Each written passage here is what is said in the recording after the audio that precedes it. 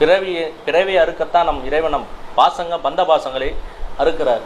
அப்போது இந்த உலகத்தில் உள்ள ஒவ்வொரு ஆசைகளையெல்லாம் எப்படி போக்குறாருன்னா, அவர் மீது பக்தி செலுத்த மற்றதெல்லாம் பொய், அவர் ஒன்றே மெய்யின்ற மாதிரி அந்த உணர்வை ஏற்படுத்துவார். அதனால தான் எல்லோருக்கும் துறவு மனப்பான்மை. சிவனடியார்கள் எல்லாரும் பாருங்களேன், பெரிய செல்வந்தர்களாக தான் இருப்பாங்க. சிவனடியார்கள்லாம் ஏழையாலாம் இல்லை, செல்வந்தர்களாக தான் இருப்பாங்க. அந்த செல்வந்தர்களாக இருந்தாலும் சிவத்தொண்டு செய்கிறாங்க.